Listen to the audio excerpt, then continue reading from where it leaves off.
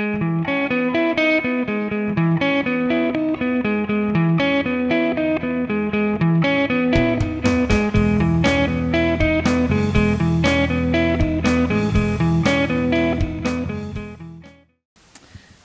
and welcome to our afternoon program, a poetry conversation with Abrea Armstrong and Professor Joseph Bathanti. I'm Tanya Zanish-Belcher, Director of Special Collections, and I would like to welcome you all and thank you for joining us. Also, special thank you to Barry Davis, IT Specialist, and Rebecca Peterson-May, our Public Services Archivist, for their assistance.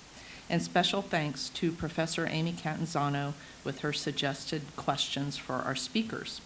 This special program is sponsored by Special Collections and Archives in collaboration with CSR Library Outreach and is part of this Dr. Samuel T. Gladding Writing Experience. The Writing Experience is named for Sam and his many contributions to publishing and support of students. Sam made a generous donation to Special Collections to support Humanities program, and we are glad to be able to honor his memory in this way. And now more about our speakers. Abrea Armstrong. Abrea was recently named the Executive Director of Triad Cultural Arts, Inc., and is a native of Winston-Salem. Abrea received her master's degree in business management from Wake Forest University, where she was a Dean's Scholar. While studying for her undergraduate degree in Spanish from St. John's University, where she graduated with honors, she completed internships with Jazz at Lincoln Center, Epic Records, and XXL Magazine. Abrea has received several accolades, including being named as part of the inaugural class of the 20 in their 20s by the Triad Business Journal, 40 Under 40 Most Influential African Americans in the Triad by Black Business Inc. magazine, and was a 2019 recipient of the 2020 Inclusion Award from Wake Forest Baptist Health and the Leadership Award by the Winston-Salem Chamber of Commerce. Joseph Bathanti joined the Appalachian State English Department faculty in 2001.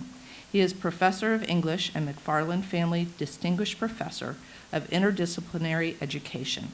Joseph is the former Poet Laureate of North Carolina and recipient of the Order of the Longleaf Pine and the North Carolina Award in Literature.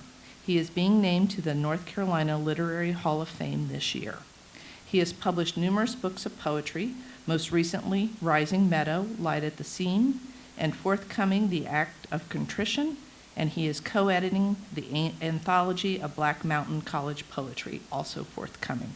And I'm going to turn this over to them, and again, thanks to Amy for her suggested questions. Real pleasure for me to sit here with Abrea, and we just met a couple days ago on Zoom, so I'm glad to be in the real world with her. And thank you all for being here. Yes. Teachers, community members, students, etc. I know Amy, and I'm really glad that, hey, Amy, and I'm really glad her students are here. And I thought maybe a way into it, Amy and students, we have a list of questions that we've been asked to address, but I think would be delighted if you decide to improv and ask us additional questions. That would be great. So I thought I would just ask Abrea, and she can ask me back, respond to one of the the script we're using, and the script is really from Amy and her students, and so I really want to address that because I'm a teacher, and I'm always delighted when students, especially young poets, are in the audience just trying to get a toehold into that world. So one of the questions is, what themes and subjects drive your work? And I will ask you that, Abrea, and then perhaps I can answer that. And if y'all want to riff on those questions and tease out more or even move us in a different direction, do what's comfortable for you. Use the hour and a half any way you'd like. So. Awesome. Thanks, Joseph. So, you know, one of the many things that I do is I teach social media for a group of 9th and 10th graders for this program here in Winston called Crosby Scholars. And one of the things that I always teach the students is that, and I got this from actually one of my professors over at Wake, Professor Horton. She used to always say, when you're in your own lane, there is no traffic. And so when we think about subject and themes, I also think about from a marketing perspective, because if you also didn't gather from some of the awards that Tanya mentioned, that my career has, in short, I had to figure out how to make some money, y'all. Right? Sure. I had to figure out how to make some money. And I'm grateful for my poetry background, but it's sort of shifted into journalism and then into ad copy, like at an agency, writing stuff for that, then marketing, then director of comms, and now this executive director position. But one of the things that I always talk about is target audience. And I always tell the students, like, who does Taylor Swift make music for? Like, that's the example that I always use. But I think that we each have to ask ourselves that question, right? Like, who do we make poetry for, right? Like, who is our audience? And, like, what are the themes that are true in that phase of life, right? And so, I mean, just using Taylor Swift, and just because sometimes you got to pick somebody everybody knows, right? So you can, use it as a motif.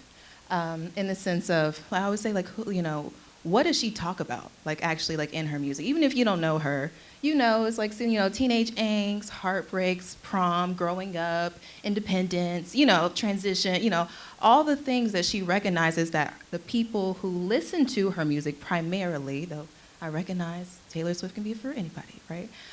But who she makes her music for primarily, those are the things that they're going through, right? And they're just looking for guidance in one way or another.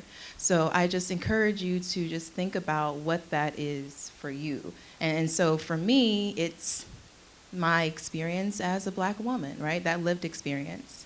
Socrates, I think Socrates or one of them, y'all forgive me, one of them said, the only thing you can know for certain is your experiences. And so that's what I try to write about. And so each of those lanes and experiences is unique and true for you. And so I really encourage you all to just dive into that and to know that whatever that lane is, it is correct, it is valid, and it is also needed. So with that, Joseph, tell me, what do you write about? Thank you, Abrea. I showed up in North Carolina in 1976 as a VISTA volunteer. I'd left my hometown of Pittsburgh, where I grew up, in a very Italian neighborhood. My mom and dad were the children of Italian immigrants. My dad was a steel worker. My mother was a seamstress. So I come from a very decided working class background that I shall never forget, my working class background. So I got out of grad school at the University of Pittsburgh. I didn't know what I wanted to do, but I had an enormous list of all the things I couldn't stomach the thought of doing. So I threw my name in the hat and applied to be a VISTA volunteer, Volunteers in Service to America, domestic Peace Corps, essentially. And because I was a generalist, meaning I had a graduate degree in English, which qualifies you, especially in 1976, for nothing. I wasn't a carpenter, I wasn't a plumber, a physician, a lawyer. They threw me into a generalist pile, and I was assigned to the North Carolina Department of Correction. So for my very first 14 months in North Carolina, I was on a prison yard in Huntersville, North Carolina. And I've remained involved in prison work all these years. I say this only because I was desperate to be a writer, but I felt like I hadn't done anything. And I want to mention, Abrea just gave you beautiful advice. Your lived life is so important because you can actually authenticate that. But at that time, my notion of a writer was something who lived a much more epic life than I had lived, And I didn't have the kind of imagination that people who write speculative or fantasy, I just didn't have that. And I thought, who in the world would want to hear about my life? I've done nothing. And it took me a little while. I started writing about prisons because I was handed this extraordinary narrative, just mythic, outrageous, unbelievable, in some ways like science fiction. But the first really good thing I wrote I think was in 1981 at my parents' dining room table in the house where I grew up, and it was a poem about my grandfather who had immigrated to the United States in 1907 from Puglia.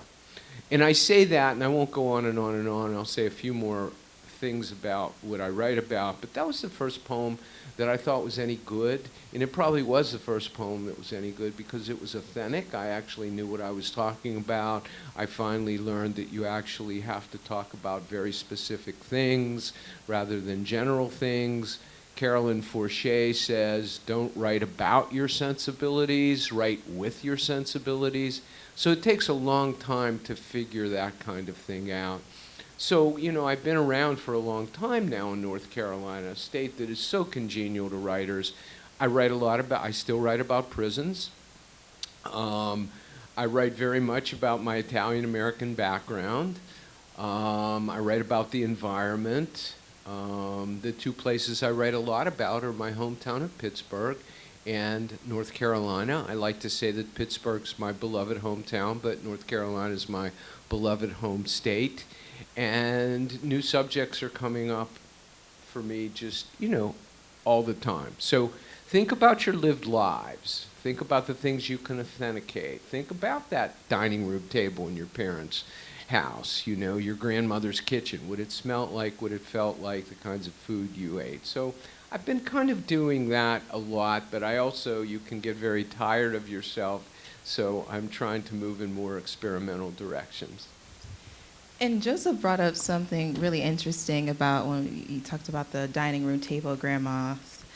Is this idea of poetry is wonderful whenever you're really going through stuff and you want to romanticize it to like help get through it. And so like a lot of my poetry, and my dad is here, so cover your ears. A lot of my poetry is about boys. And so, you know, whether it's heartbreak, exploration, infatuation, you know, whatever the thing is, or you're just going through life transitions that are hard, poetry really allows you to take that thing and make it a place that you almost want to sit in and like live in. And so I am lucky that I was able to diversify my subject matter. And so what you see here is this poem about Maya Angelou. And this is really just because as a writer, you know, I'm sure a lot of y'all know about the Nicki, and I'm sorry, I'm talking to the students here about the Nicki Minaj, Megan beef that's going on right now. And you know how Nicki always gets really mad whenever like the young female MCs come into the game and like don't pay homage and da da da. So I think she takes it to the extreme, but I appreciate that sentiment. And so this particular poem is about Maya for that reason, just as a black woman who has these very strong roots in Winston-Salem, wanted to honor her and commemorate her. And I think that's also what's fun about writing, is that you're able to honor those, whether it's those moments that we talked about that can be of distress, or moments of nostalgia, and like I'm sure even just like those dream spaces. Like one of the places that I always go in my dreams is my grandma's house, right? And I'm sure I'm not the only one, right? So I just want us to just realize that poetry is great for just helping you get through the worst and making it palatable. Thank you. Yes. I wanted to say one other thing too. Not one other thing. We have plenty to say, but people also think that poetry is about simply feelings, you know, the ephemera that's crackling about us. But I feel like it really needs to be about thingness too. And I wanted to say that in the 60s, three things came together that really, I think, changed the face of poetry. And they were the Black Power movement, the war resistance movement, and the women's movement. Suddenly we started hearing from people we had never, ever heard from before. Anne Sexton wrote a poem about her uterus, for goodness sakes, and people were completely scandalized. But suddenly women were writing about what it was like to be a woman. African American people were digging deeply into their experiences and talking about what it had been like and what it was like. So now, because those folks gave us permission, there's an explosion of poetry. Latinx poetry, LGBTQ poetry, you name it. We're hearing from people we never heard from. I know it's a cliche to talk about the pantheon of dead white dudes who form the canon, but we're still trying to break loose from that too. So young people, people on the margins, people of color need to really, really tell their stories and dig into that kind of shared humanity. Something I tell my students, especially I tell all my students this. One of the things that I write a lot about is sports. I was an athlete all my life. I mean, that was kind of the narrative of my life. So I write a lot about baseball. I've written about football. I've published work about basketball, wrestling, etc. But I could have just as easily been a dancer or a gardener or made macrame. So you're all experts on something. So go to that place and authenticate it. You know what a baseball smells like. If you played ball. You know what soil smells like after you dig your hands in it. My mother was a seamstress, so I have this incredible memory of my mother at her Singer sewing machine, almost like she was in the cockpit, traveling through the night, that rat-a-tat-tat, that very soothing rat-a-tat-tat while we were sleeping. I write a lot about my mother as a seamstress, my dad as a steel worker, etc. So go deeply into where you are, or what you're doing from minute to minute, and write about it. And beware of being good, too. Don't worry about being good. You have to be bad before you're good. People always ask me about that, and I said I started out writing badly, and then I wrote less badly, and then I wrote less badly. It's not an ascent like this. It's having a hard head and also enjoying the process too. Often people say that writing is 10% inspiration, 90% perspiration. You have to open a vein. You know what? You have to have joy when you're at the table. It's really all about the process, not the product. So be willing to fail in the Beckettian sense. Fail better, fail again, and have a good time. Experiment. So let me just also say that, being bad, those moments when you're doing things, hey, y'all are in college, hey, y'all. Those moments when you're doing things you're not supposed to do are the best poems. Write it down. When Joseph mentioned the rat-a-tat-tat, it reminded me of a piece that I wrote while I was still an undergrad in New York City. And I'm sure y'all can imagine being 20-something in New York City with no parents, right? And it was about me cheating on my boyfriend. And I'm laughing because this idea of sensory experiences, because I'm sure we'll also talk about the writing process too. And I remember this guy lived in Bushwick, and the J train is elevated in that particular section of Brooklyn. And I remember and I say bad moments are good moments in the sense of your mind is racing. You're doing the bad things, right? And you're thinking all these 1,000 things. Now just make it rhyme. I just remember being there in the middle of the night, not being able to sleep because I knew I was somewhere I was not supposed to be. And the J train, and so in the line in the poem is, I call it the lullaby of the J train rattling in my eardrum. And so just capture those moments, whether it is the brakes of the bus outside that you hear every 30 minutes, whether it is the ticking of the clock because you're sitting there in silence, all of those sort of sounds and all that sort of sensory experience, the smell of it. All of those things are I call them juicy. There's that materiality of poems. That's where it comes from. So I just want to point out, as y'all are in a stage where anything is possible, anything goes, just know that those bad moments are actually really good moments for your poetry. And we're glad to loop y'all in. If you can interrupt us at any point and make this more of a conversation, but Abrea, is there I asked you the first question. Would you like to springboard us into another one? Let's talk about this question of what makes poetry unique Okay. as a form of writing. Okay. I have a bunch of answers to that. You know, some people would say it's just the format. I have this idea. I talk about format anxiety sometimes. And what format anxiety is that sometimes when people see a poem and see its rather idiosyncratic relationship with the right margin, they say it's a poem and let's run for it, you know. So some of you may or may not know the poem Traveling Through the Dark by William Stafford. You don't have to. It's an old poem, and it's, to my way of thinking, perfectly understandable and narrative. So I take two groups.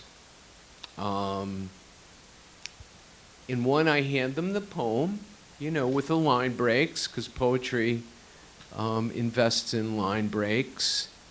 In the other one, I would simply write out the entire poem in a prose format and have two groups. So one group I would say, because I always like to start out not with all that why stuff, but the what stuff. What's it about? The group that has the prose, they say exactly what it's about. You know, it's about a guy driving along a road. He finds a deer. He's going to push the deer in the canyon because he doesn't want people who are unfamiliar with the road to hit the deer and maybe crash into the canyon. But when he touches the doe is pregnant. So what started out as kind of a Good Samaritan act turns into this hideous moral dilemma. And I won't tell you how the poem ends, but my students say, yeah, chapter and verse, this is what happens. I ask the other group, who have the original poem with the line breaks, what's this poem about?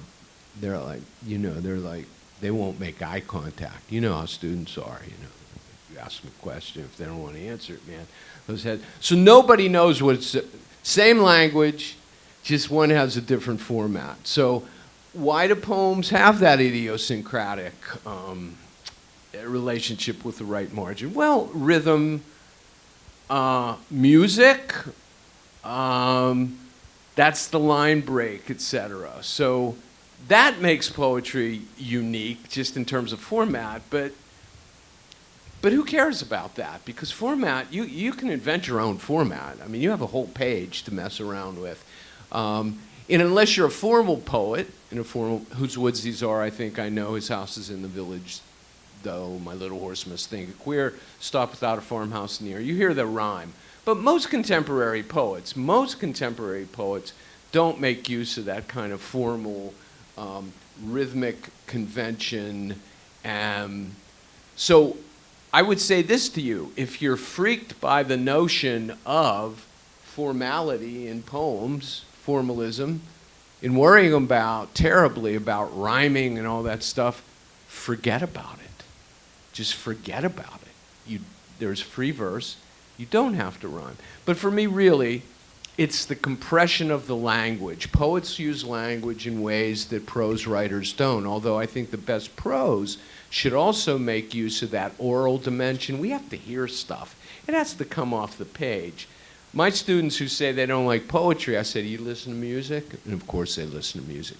Then you've got poetry running through your head and through your veins and through your spirit all day long. You're listening to poetry. So I think it rewires us. I like the compression. I like the imagery.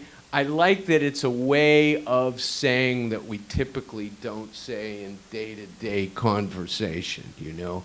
It's not the way we talk, but it's a much deeper, visceral way of talking. And you can examine lyrics that you listen to.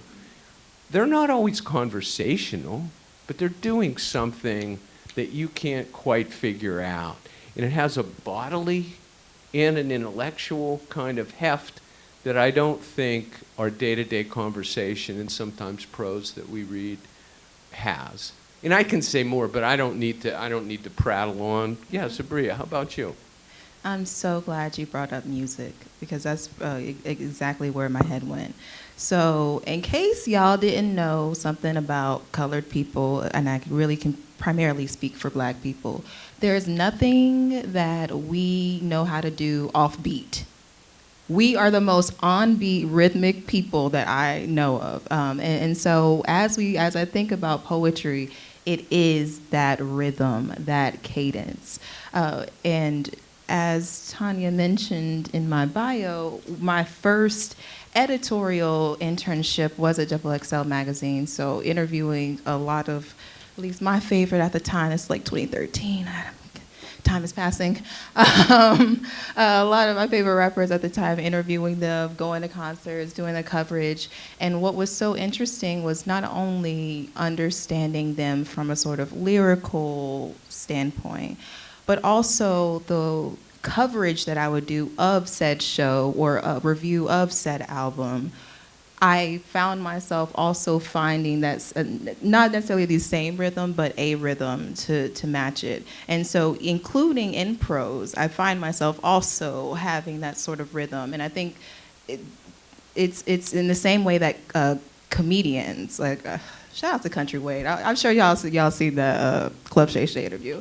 But I just think about the idea of like punchlines, right? How there's a certain pacing to things, and it's about positioning that punchline properly at the right time with the right amount of pause, right?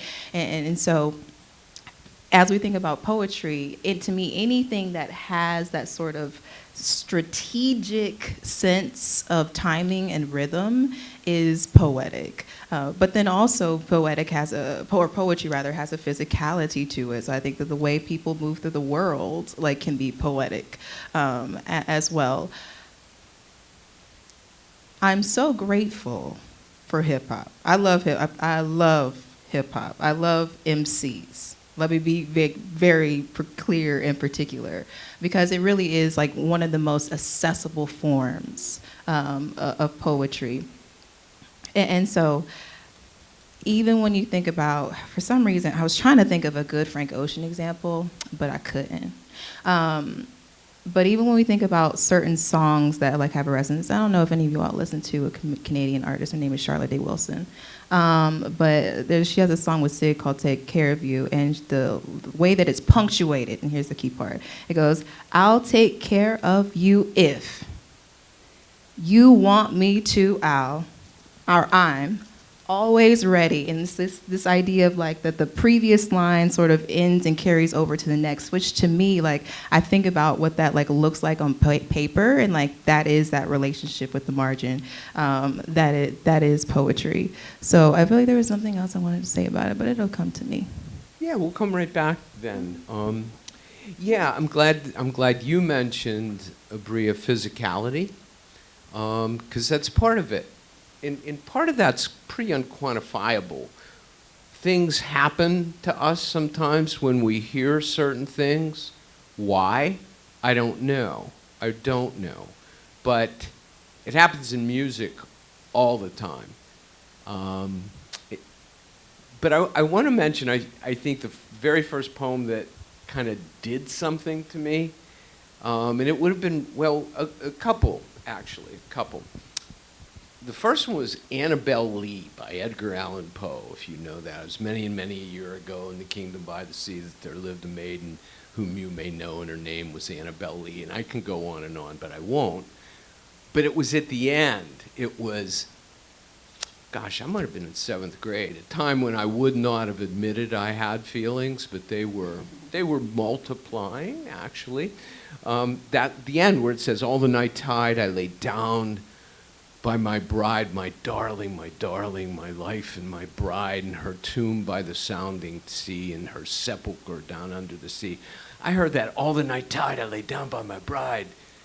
And it was kind of, to me, like Muhammad Ali had Joe Frazier against the ropes, man, and he was trading body blows with him. I was just like, boom, because I idolized Muhammad Ali. I couldn't quite get over it. It did something to me. I didn't have language to express what it might have been. But something very visceral happened, almost on the order of a religious experience. And then, when I was in high school in Pittsburgh, at Central Catholic High School, where I dressed just like this, by the way, one of my really precocious teachers in 1969 read Randall Jarrell's The Death of the Ball Turret Gunner. Look it up. It's 5 lines, y'all. It's 5 lines. And I could recite the whole thing, but I'd blow it a little bit. But at the end, it's about somebody who's a ball turret gunner in World War II, way up in the air, shooting at enemy planes, and the mortality rate was horrible. But the last line is, when I died, they washed me out of the turret with a hose. I didn't know what that meant, but it just kind of blew my mind. I'd never heard anything quite so raw and naked. Emily Dickinson says, you know it's a poem, I'm paraphrasing, if you get so cold, nothing will warm you. If you get so hot, nothing will cool you. If you feel like the top of your head is coming off. And you know, even if it's not a poem, friends, you know when that happens in music. And I think you know when it happens in sports, too, to tell you the truth. I sat in right field, and my idol was Roberto Clemente. And when Clemente made a basket catch, some of you are too young to know, watch some YouTubes of him if you want to see some poetry. When Clemente made a basket catch and then wheeled and fired an arrow all the way to third base to, like, gun somebody down, I was like, you know, praise God, you know. It was almost like I was ready for an altar call. So you all have those texts in your arsenal. It's probably music right now, but so.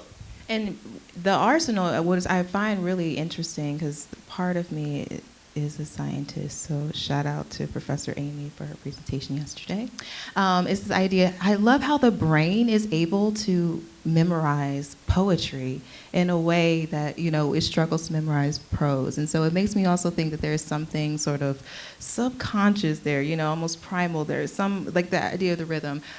But the key thing I want to make sure I mention, and this was a breakthrough for me as a writer, it was the idea of like breaking away from this idea of there being a standard for what a poem was supposed to be. And this happened first in like prose. Technically it's written, but working on a novel and kind of started out as a memoir. And so Dream Hampton, wonderful hip hop journalist with like Biggie era, like look her up. Dream Hampton once, she recommended this book to me and she was like, read, and I recommended it to you all, Charles Mingus. It's the jazz artist Charles Mingus. It's his memoir called Beneath the Underdog.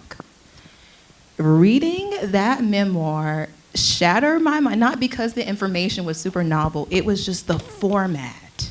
Like there were moments, like I use this device in my book as well because I loved it so much. Because life is so much movement, he would literally just write, so you only heard one person's perspective in the conversation. So almost like you were sitting beside somebody on the phone, and you know how you could like only hear the person that you're sitting beside, and he would use like ellipses to like hold that space in between, and even though you didn't know what the other person was saying, you knew what the other person was saying because of the response. And so I just want to say, like, there is no way that a poem is supposed to be. There is no way that prose is supposed to be. Like, it really can be anything. And especially when we've got a canon that's grounded in white men, right? I think it's important that, especially if you come from or identify otherwise, knowing that that sort of canon of how we express ourselves is totally and uniquely different and valid. Break the mold, folks. Bust it up, you know, truly. Find your voice, find your style. A couple of things that Abrea mentioned when she said memorization, it made me think of something I heard Maxine Kumin say once. She was Pulitzer Prize winner, and she said she was getting ready to have an MRI, and she was kind of freaked by being, you know, in that claustrophobic space that you're in. So one of the things she did the whole time is she recited poetry to herself to just keep herself grounded.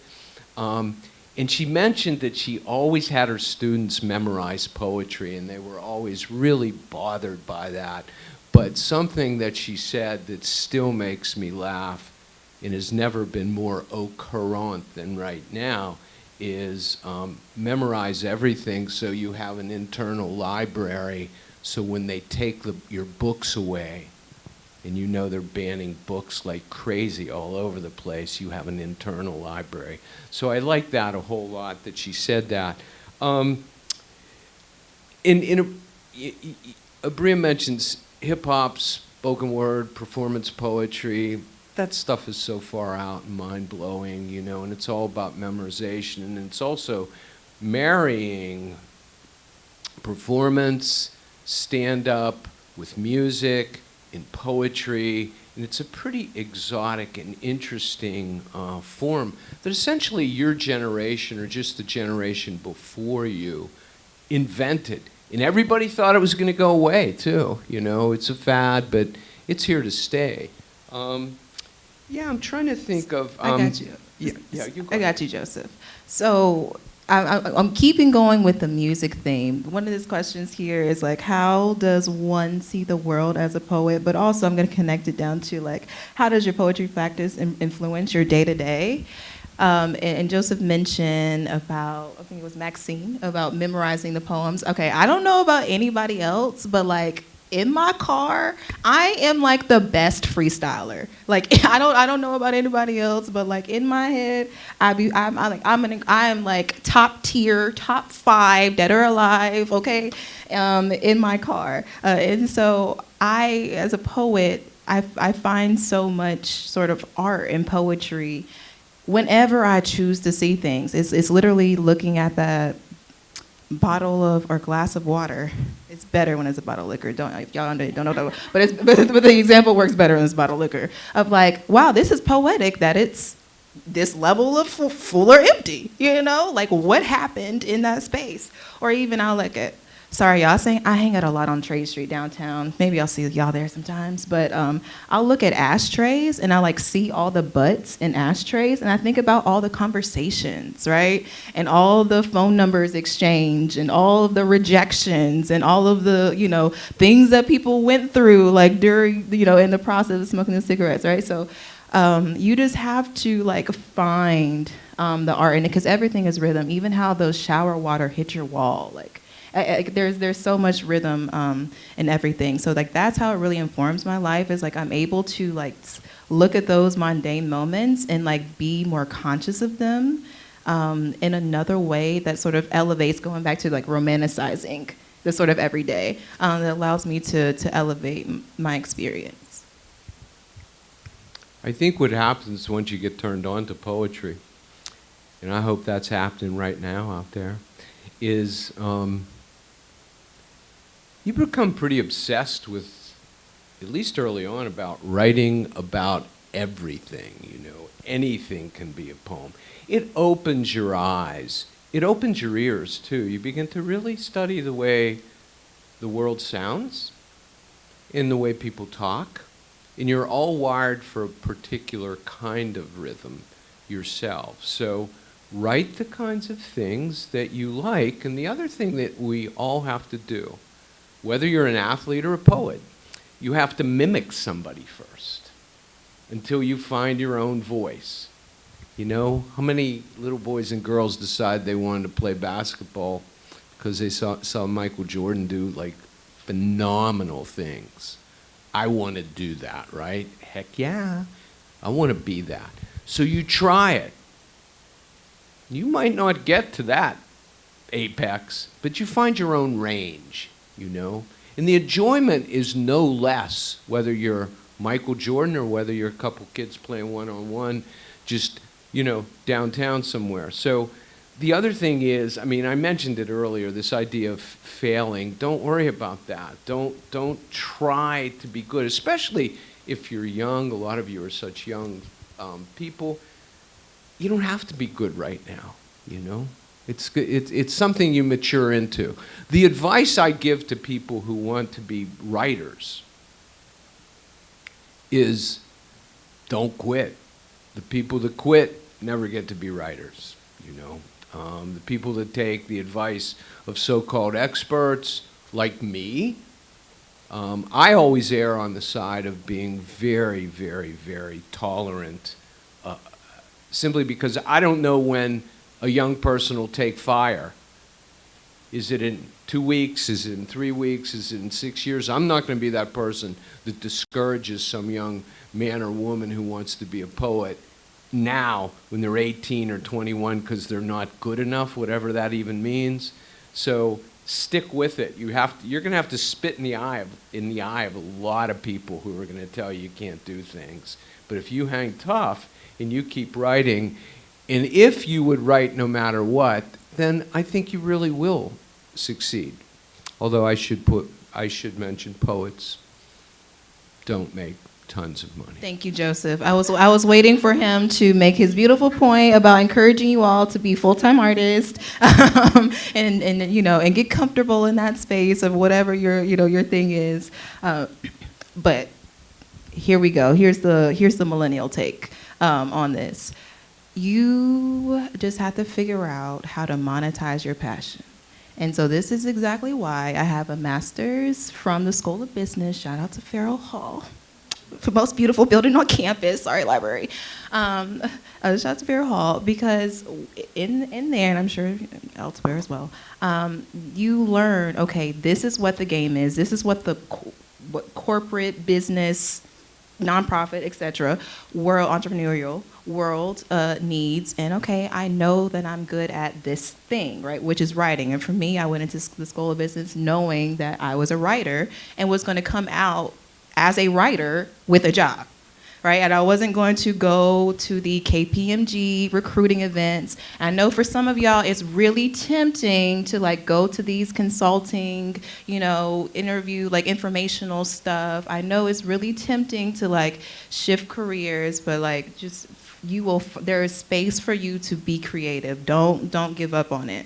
So all you have to do is figure out what that thing is. So for me, my first full-time job after Wake was based out of Greensboro at an agency called Pace. I worked on the Walmart World account, which is their associate magazine, traveled around the country, going to different Walmarts. It sounds crazy, and it was. We're going to the New Orleans Walmart, the Maine's Walmart. They're very different, okay? The Pompano Beach, shout out to Kodak Black, Pompano Beach Walmart, I can tell you about it, okay? And as an associate editor, and was writing for also Counts Like 4 season. And then that just sort of, my career kept evolving from there. But in the meantime, because I was comfortable enough to feed myself and wasn't hungry, that hierarchy of needs, whatever, right? Because I had met those lower level hierarchy of needs, now I had the flexibility to be able to write the manuscript, which, Joseph, we really need to talk about that after this is over, by the way. The manuscript, yes. Let's do that. Yes, both for poetry and novel. Got to keep projects in your pocket. Oh, that's the other thing I also want to say is if you're working on something now, and this is the true struggle as a writer, I'm about to be so honest with y'all. I cannot tell you how many agents I have sent this manuscript to. And it's crazy because what the manuscript is about is super popular now on social media. But 2-3 years ago, even a year ago when I was pitching, it was just, and so I really got to redo my query letter to embrace that. But anyway, just put it in your pocket. Save it on a flash drive. Save it on your Google Drive. Just keep it somewhere, because there will be a time when you have the platform. I always say there's two things. There's a platform and there's a message.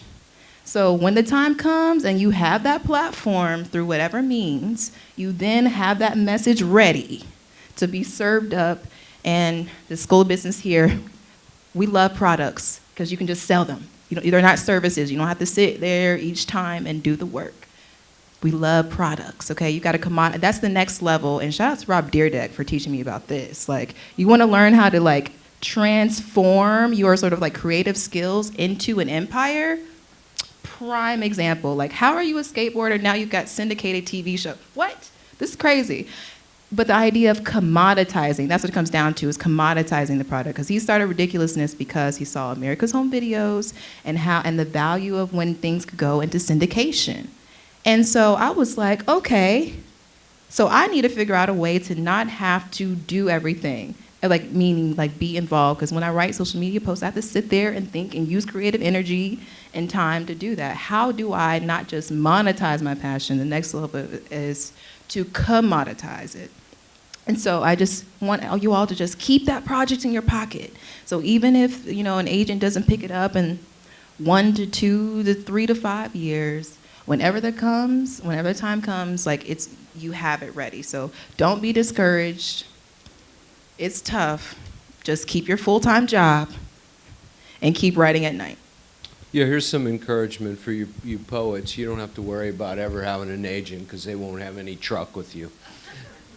Because poets don't make any money, So if you have a novel in your hip pocket, and there are big shot poets who have agents, but for the most part, a brand new manuscript of poems or like your 10th book, an agent isn't going to fool around with you for the most part. So a lot of pressure's off you there. Soon I think we should maybe, open it up to y'all, because I would love to hear, what you think about these questions too, and maybe demystify some things. I want to hear from you students, but I did want to say this about reading. We live in a prose world. People read recipes, they read newspapers, the sports page, owner's manuals, instructions, you name it. So we live in a prose world. But not that many people read poetry. So if you want to be a prose writer, you at least have a paradigm. You have a model for how a prose sentence is strung together with other like prose sentences. But I find often young poets who show up in my classes who want to write poetry have not ever read any poetry. So again, you need to have somebody to mimic. You need to hear those other voices. You need to see how it's done. It's a way of apprenticing, certainly. Going back to the old, please forgive me, the sports analogy, how do you know you want to play baseball if you've never seen a baseball game? So reading is like watching game films. I mean, even when the writing's not coming, you open a book of poems in different kinds of poets, too. African-American poets, LGBT poets, classic poets, formalism, free verse, the Black Mountain poets. Amy can tell you all about them, who did so many far-out kinds of things. The beat poets, poetry in translation. Wake Forest University has, to my way of thinking, one of the great university presses in the world that publishes the most fire-breathing, astonishing Irish national poets. Tell them I told you to stop by and you want a free book or something like that. But you should just read wildly and see what people are doing, I mean, check it out. Because again, you need somebody to mimic.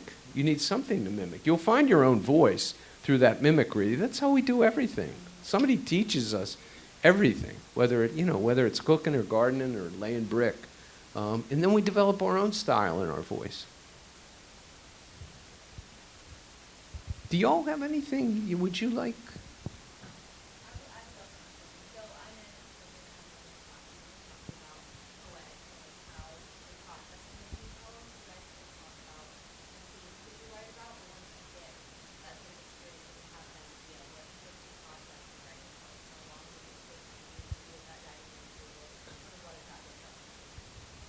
I'm such a romantic poet in the sense of it needs to be 3 a.m. Okay, okay, I need to be alone. Okay, you can think, but like for real. But it's not just because that's the time that I have, right? I'm busy at noon.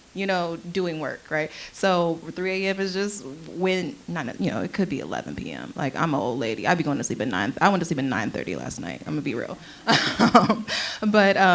So it's also the idea of the quiet too. And like, I live alone, and I always say I like live in this perpetual silent retreat. Is what I joke. But I think quiet is like also really valuable. And even if you just can create your own quiet bubble. So like, if you're in the city, so like, a set of headphones, like I really believe in just like creating, shout out to Ram set and setting. Like I really believe in that to a certain extent. But then when it comes to actual content and producing it, I personally, one of my tricks is like evoking the 5 senses. And like whenever I'm stuck, I like try to like pull up like which sense have I not mentioned? How does something feel? Right? I often, and also, what is the word? Transposing the sense, whatever the word is. Like when you hear a smell. You know what I'm saying? Like when you cross those senses, I think it's also like really, really fun too. Like one example that I always talk about is how the smell of burnt popcorn and disappointment. Like disappointment smells like burnt popcorn, right? Like just playing those little mind games. And then also for me, I just try not to stop. I think it's the freestyler in me. It's just like, just keep going. So if you've got one line, just keep going. Just try to make it rhyme. And I also naturally will start to build a cadence because hip hop. But those are my tricks, are to find a space and to evoke those senses. Yeah, thanks for that question. I like to do everything in the morning, except you can't do everything in the morning. And I have a job. I think before we had children, I had more time, but I'm not sure. I write kind of catch as catch can, because I work, I cut grass, I do whatever. So when I can, I write. And it usually starts out with an image. And imagery is, I think, the most important thing to poetry, any kind of writing, language that appeals to the senses. And it starts with an idea. So for instance, today, we're talking about memorizing things. Recently, I was in a restroom in a restaurant in my hometown of Pittsburgh. I don't know if you know this song, but you should really Google it at some point. It's called "I'm Your Puppet" by James and Bobby Purify, okay? Isn't that a great name? James and Bobby Purify. Anyhow, it was a song when I was a kid. It was a soul song. Soul music was the first music that ever turned me on. So I'm in the bathroom. I mean, please don't picture this scene, but I'm in the bathroom and it comes through. And I just start singing along to it, because I know the words, even though I was like 14 when I first dug that song. It's an incredible song. Slow drag song, across the gym floor. So, because I wrote down on this piece of paper, "I'm your puppet, James and Bobby Purify," because I suddenly had that flash. And it'll become a poem at some point, and it'll be very messy in the beginning. I'll probably longhand it and put margin notes, and then at some point I'll type it, and I'll retype it. There is no writing, only rewriting, by the way, folks. All the magic happens in the revision. All the magic happens in the revision. You're smarter Thursday than you were Wednesday. You're a little smarter Sunday than you were Thursday. That word that wouldn't come to you. And then it's just long, and it's messy, and it's draft after draft. And then I have to decide about line breaks, and I fool around with that over and over. I fool around with, do I want to use the entire page? Composition by field, a la Charles Olson, that Amy could tell you a lot about. Stanzaic conventions. Is that first line really the first line of the poem? Is that last line? I mean, it takes a while until it's finished and I'm satisfied. The longer you write, though, you do develop more objectivity about your work. Often I know that something's no good. I always know when it's no good. Sometimes I don't know when to fix it, though. In the old days, if I finished something, it was like, I finished it, it's done, it's brilliant, it's going off to the New Yorker. And I literally would do that, of course. But now I know when it's not working, I just don't know how to fix it. And I know when to put things down now. When I was younger, I didn't. You shouldn't worry about that too much, but I would say tinker, mess around, have fun. My process is messy. You know, it's just messy, but it's my process. So, yeah. Yeah, please.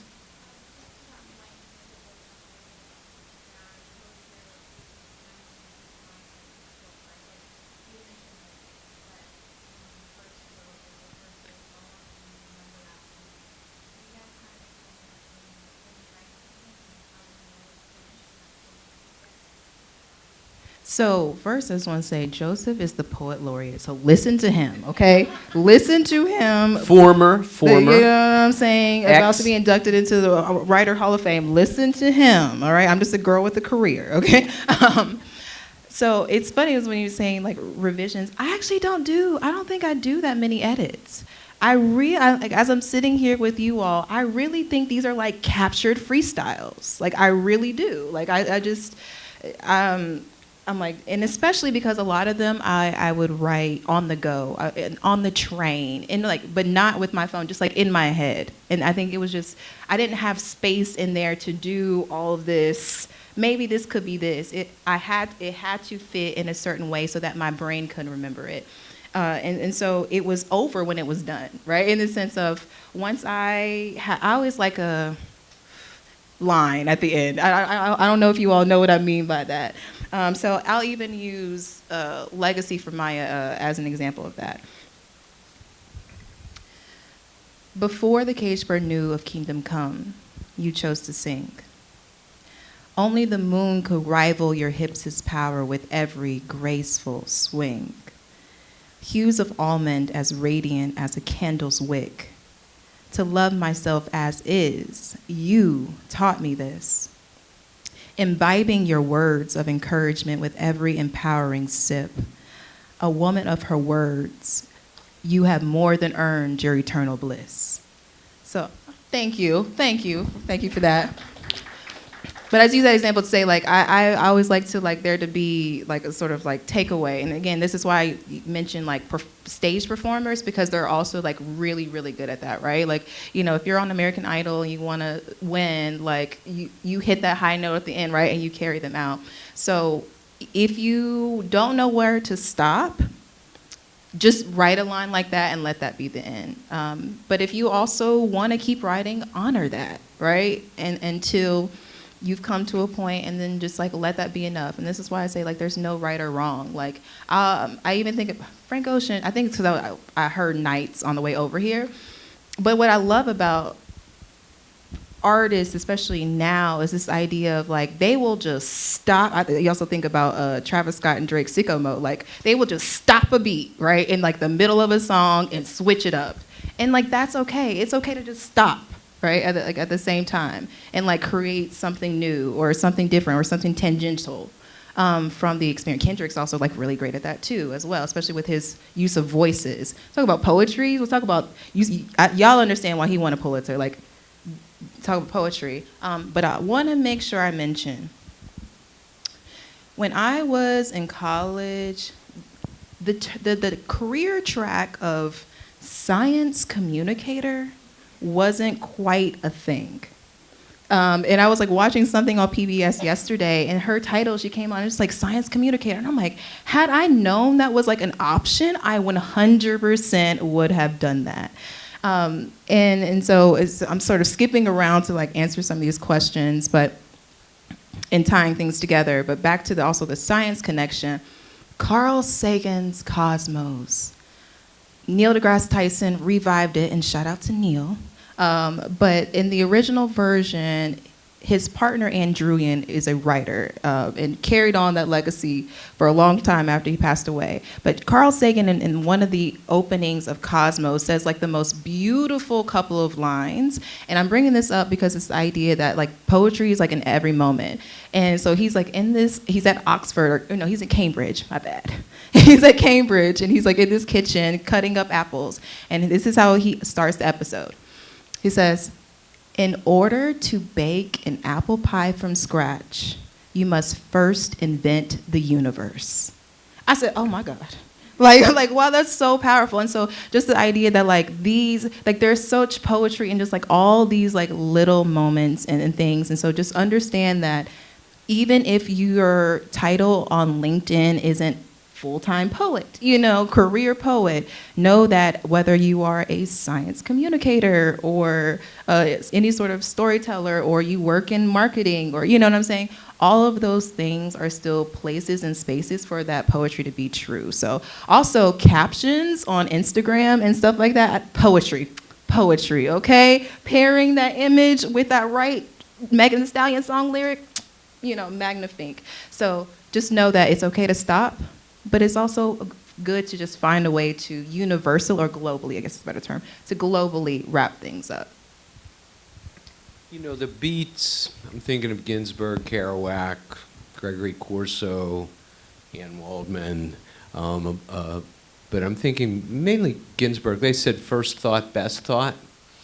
The first thing that comes to you is the best. I totally disagree with that, but I don't think they're worrying about that too much. I don't know if you know the story of Jack Kerouac's On the Road, that he basically took, if you can imagine, one contiguous piece of paper. The banal analogy I have is toilet paper, so paper on a roll, and he just wrote it as it came to him in one single big roll, and the story was, there it was on the road. But we find out that's baloney, that he went back and he revised it again and again and again. I met Tom Robbins. Some of you might know his work, Even Cowgirls Get the Blues, Still Life with Woodpecker. He grew up in Blowing Rock in Watauga County in Boone. And there was a to-do for him a number of years ago, and I was just part of it. And he told everybody that he just writes on a legal pad, and he keeps going, and he keeps going, and when he puts a period at the end, he knows he has a novel. And that's also baloney, because you're dealing with editors, and you turn it over to them, and they'll find any number of things. So, we all develop a style, and then there's editors, too. I mean, editors are going to ask you to do certain things.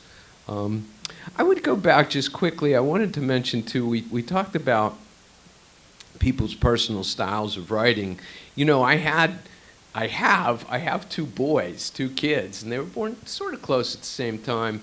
And they knew that I wrote, whatever that meant to them. It didn't have to mean anything as far as I was concerned. They knew that they were free to barge into where I was writing at all times.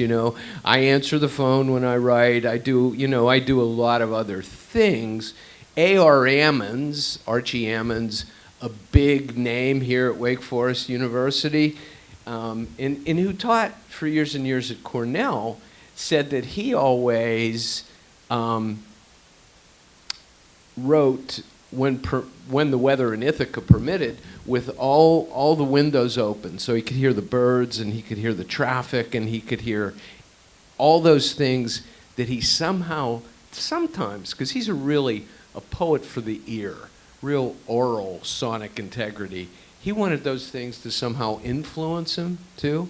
And he said he even sometimes incorporated typos into his work, So people have all sorts of ways. I think if it's working for you, you should, dance with who brung you, as they say, But also, once you get comfortable and good at something, take cracks at other kinds of things. Do things that you're not so sure about doing.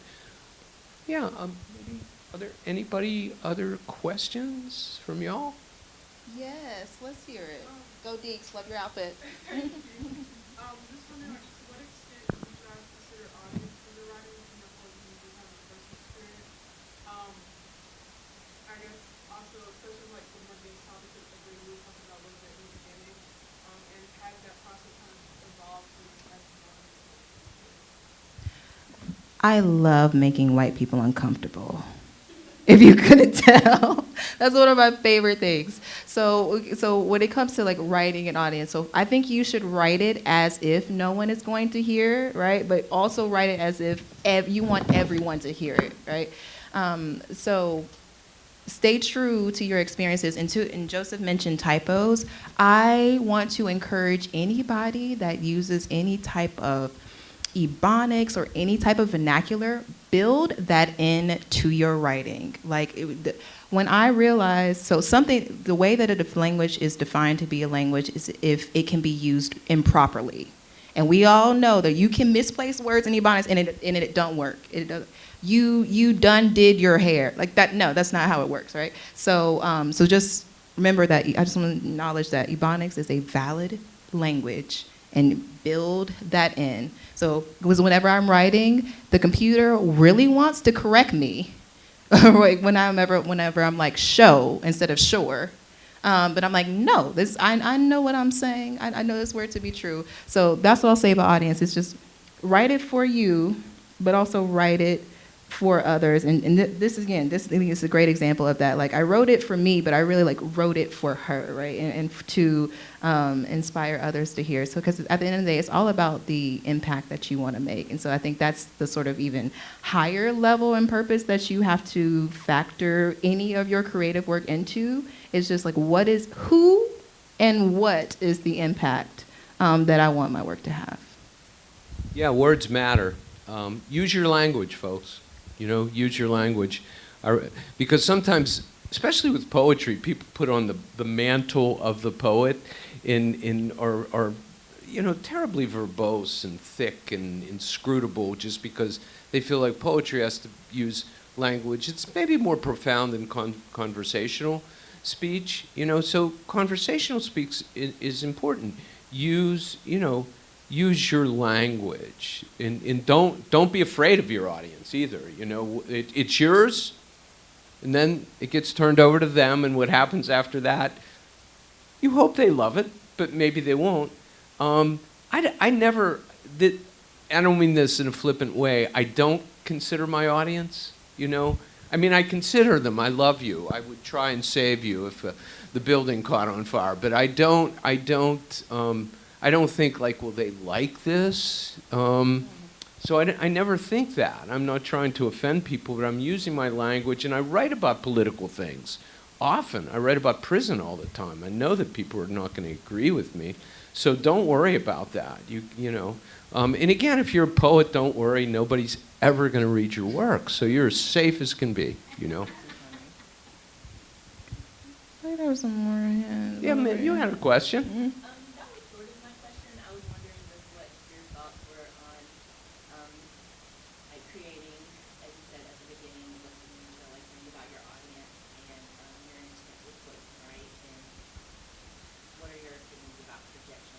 Put something out there, and it's not received or interpreted the way you intended. And Ray, when you were talking about Megan and Nikki, I just automatically thought of Angelica back in 50 something I say, and like a lot of the response to that, a lot of people, I feel like their middle road was like, well, I don't consider Beyonce to be an activist, or it's I don't listen to her music for that, but just what are your thoughts on when someone creates something that you can use, just the possibility that like a lot of people could just not receive it the way that it was intended, and how does that work in poetry when it's I guess like it's a little more abstract than a paragraph that has these sentences laid out and like explicitly describes something. Joseph brought up a great point about the fact that like we honestly want you to ruffle some feathers, or else I'm gonna be bored. And I'm not like the fact that we know when I mentioned the Nikki Meg thing is because of the dynamicism of it, because it's interesting, right, in that way. So don't be afraid of that, and like I always say, like, girl, just have the audacity of a white man. Like that's what anytime I'm like having a day and doubting myself, I'm like, you know what? My classmates at Meg, they would not be doubting themselves. Like and know that it's okay. And that's why I'm saying your voice, your story and experience is valid, right? And all those things are true. But I will say as a tip, and this is just me knowing social media algorithms and how they work, The discourse is more likely to differ on platforms like TikTok because that's how the algorithm is set up, where they're very like, it's just very throw everything at the wall. And so people from a very different like perspective are more likely to see your content there. And I tell my high schoolers the same thing, like, but if you want more, an audience that's from a more similar life world experience, Instagram is your platform for that. Instagram is all about curating what you see. They want to know for certain that it's content that you like and that you're going to interact with. So I'll just say in general, like obviously there's no safe space on Beyonce's internet, right? There's no safe space, not even for her. But in general, as it pertains to like the algorithm and how to like build a community, you're more likely to be able to do that on Instagram than you are on TikTok, just as a heads up. Yeah, and you can only write what you can write. You know, we have storehouses. You have to write what's important to you, and sometimes it can rub people the wrong way. You know, again, I write about political things. I write about prisons all the time. I think prisons are horrifying. I'm an abolitionist when it comes to the death penalty, and I like making white people uncomfortable too. So I write about Catholicism. I grew up very Orthodox, and I have so many gripes. I take lots of pot shots at that. I mean, my goodness, priests as pedophiles, for God's sakes. You know, the abortion discussion, all of that. I mean, maybe the bottom line is you have to tell the truth.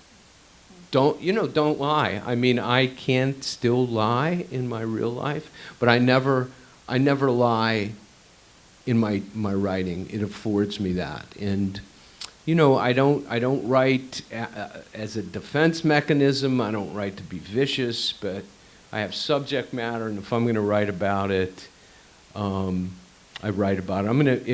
If you indulge me, I'll read a poem right now. It's from a book of poems I wrote called Concertina. It's called Cletus Pratt. It has an epigraph, and Samson said, "Let me die with the Philistines," from Judges 16:30. And it's pretty autobiographical. I saw this. I witnessed this. First man I ever saw in irons, wearing nothing but a pair of scurvy white long john breeches, was Cletus Pratt.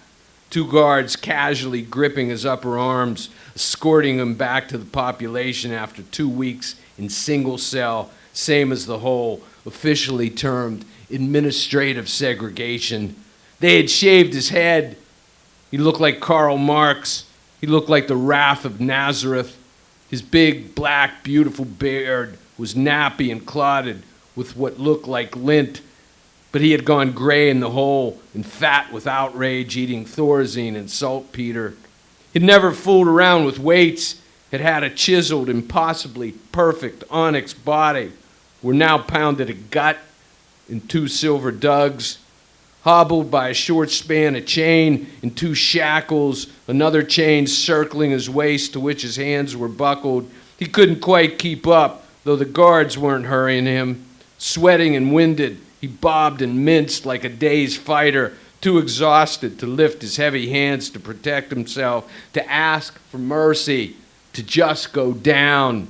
His first day back in the gym, starting to train again after a jolt in the penitentiary, needles in North Charlotte, needles on Hay Street in Fayetteville, 82nd Airborne, all the medals and insignia, the 2 Purple Hearts, his stunning beret, 2 tours in Vietnam, 10 fucking lifetimes ago. Oh, thank you.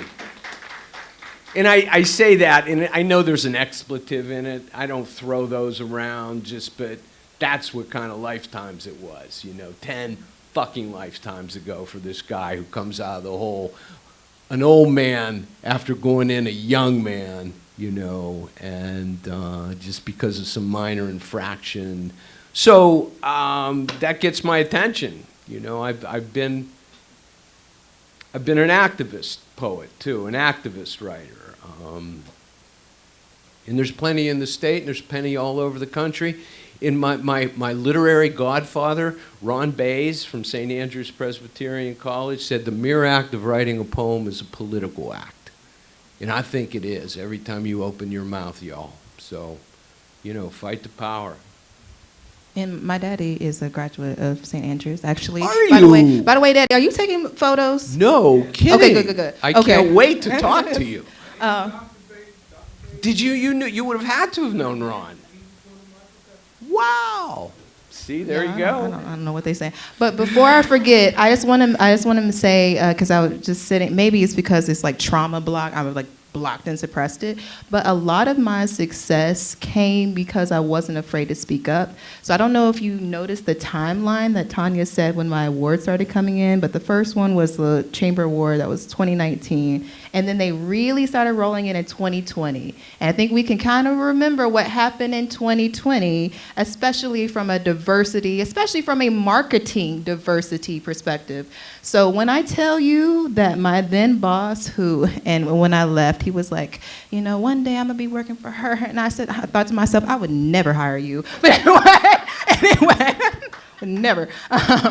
But he literally came to me during that summer because Occupy, this is when I was working for Innovation Quarter, because Occupy Winston-Salem literally pitched a tent in Bailey Park, like in the middle of IQ, right? And he literally came to me during that time. He was like, I apologize for not listening to you when you tried to tell us before George Floyd that we needed to do more stories about people of color, that we needed to be more mindful about how we're using our space and all those sorts of things. And so and this is also why I say put things in your pocket, because you'll never know when they'll become super valid, right? So just continue to advocate, because once 2020 came, that's when all the words are coming, and I was like, this is gonna look great on my resume for when I'm ready to leave.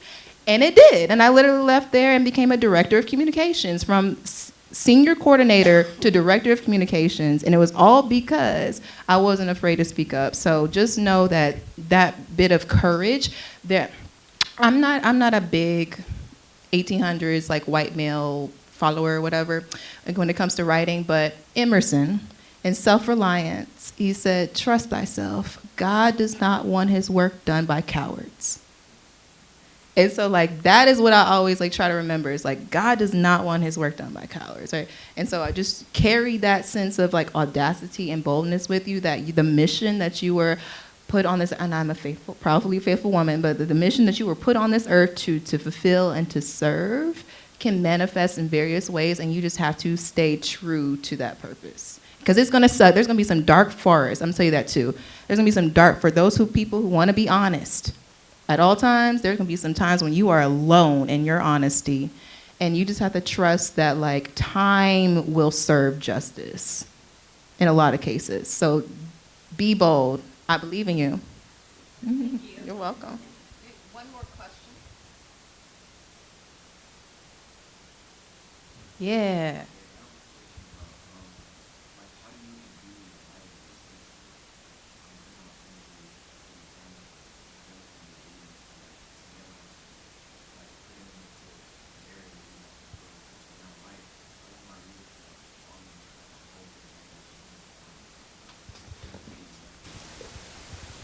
Yeah, just tell us, Joseph. I would love to hear. So imagery, language that appeals to the senses, taste, hearing, smell, visual being kind of the most powerful, and tactile. The word I try to use with my students all the time is cinematic, in that bring them into your work like you're bringing them into a film or even a play. Because the playwright never parts the curtains and tells you what to think. There's no narration in a play or film. There could be overdubbing, there could be a narrator, but you know what I mean. We're just ushered into a film or play, not told what to think, but all of our instincts are at play because we're checking out people behaving, and we know what we think when we're checking out people behaving. Sometimes we're right, sometimes we're wrong. Y'all, today, Abrea and I have been here in the spotlight behaving. So you have some impressions about what went on. We could say we're brilliant, we're wonderful, we're the best people you ever. No, but if we didn't exemplify that here, then you're not going to buy it. So what was the experience in this auditorium for you, just based on the behavior you witnessed? So I think part of it is to just allow people entree into your poem by giving them something, at least initially, sometimes they recognize. How to actually get smell in the air is pretty difficult. Visual is I hesitate to say easy, but sometimes people forget to describe things. Somebody will walk in a room, and Flannery O'Connor always said, if you introduce a character, forgot my mic, but I can project pretty well. If you introduce a character, say something about that character, color of eyes or smoking a Lucky Strike or whatever it is. Most writing in most everything is kind of visual. But the way you get this in is how you put those words together, that kind of rat-a-tat-tat that often you really hear in things like, you know, hip-hop, spoken word, music. Although you're writing music without the music, if that makes any sense in poetry. And I think the same is true with prose. I'm always so envious, you know, like, if you're a poet, don't ever do a gig with a musician, you know, because they have a guitar or they have a fiddle or something, and it'll just, you know, stomp you. So that's a good question, and I don't think I've given you quite an adequate answer, but I would just look at some poetry and a poet that you might like who gives you that kind of cinematic feeling and puts all that sensory stuff in. Visual's the easiest to do. Hard to do this, but you got to be playing around with the words and how the words butt up against one another. So just keep, you know, invent it for yourself too. Make it new, you know, make it yours, you know, and try and mimic the kinds of things that you like. Exactly. So in the sense of, I wouldn't say assign. Assign is a strong word. But I would start building associations between different, let's say, sounds and emotions. So for example, whenever you pull out the keys to your dorm room, right, that's a specific sound which is associated with a specific moment of, right, like or even the sort of urgency of the microwave beeping at you when you haven't come to get the food, right? Just like, I would just try to start just sort of noticing like that, and even Lord, they're gait. I was like, what is the fancy word for it? Gait.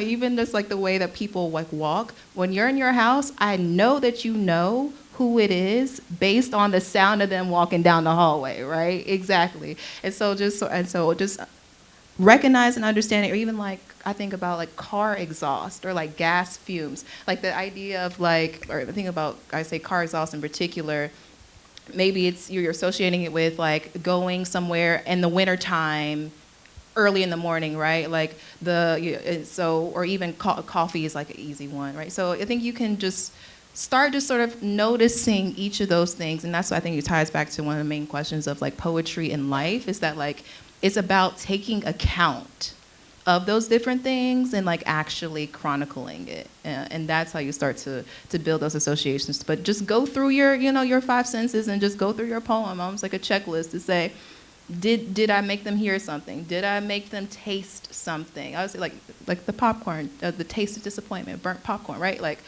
did I get them to do all those things? And what I appreciate about what Joseph said is that you have to make it true for you, right? So like do you play video games? Xbox, PlayStation? So when your PlayStation fan comes on, y'all are silly. Your PlayStation fan comes, I don't know how it is now, but it used to like make a little bit of a sound like you could hear when the fan comes on, and that to you is a trigger that you've probably been playing the game too long, right? So all of those little things is like how you start integrating it in. And why does sound make us feel a certain way? If you think about just instrumental music, no words, makes us feel a certain way. How does it do that? How does that oral combination of syllables and melody? I mean, it's very mysterious. I don't know the answer to it, but it's ways that you have to like fool around with your poetry. That's where I think sometimes revision can come in handy, because you want to get that. You want to get that thing you're trying to get, but it ain't happening. How do you do it? You just keep fooling around with it until you get it right, or you look at how somebody else, how somebody else did it. If you're a bricklayer, you're following a master bricklayer around, and so. Also, you listen to hip hop? Double entendres are like the perfect example of that. Fab. Soul Tape 2, I always, and this is me editing, so y'all work with me here. Fab said, I always tell women that you cannot change men, and that you're better off leaving that change for the meter. Right, so like the idea of like how hip hop like is really good at using those same words. Remember one time I was at the gas station in Liberty Street. Y'all, this is hilarious. I'm gonna tell a story. And there was somebody asking for money, and there was a guy beside me at the pump in Liberty Street. So y'all know what part of town, so you can imagine the people here. And he was asking for change, and the guy beside me filling up his tank. He was like, "Dude, I can't even change my mind." I died. And so, so back to Joseph's point of those are some of your models, is just think about some people. Pusha T is a great one too, right? Kendrick. Who's really killing the double entendre punchline game? That's a great model.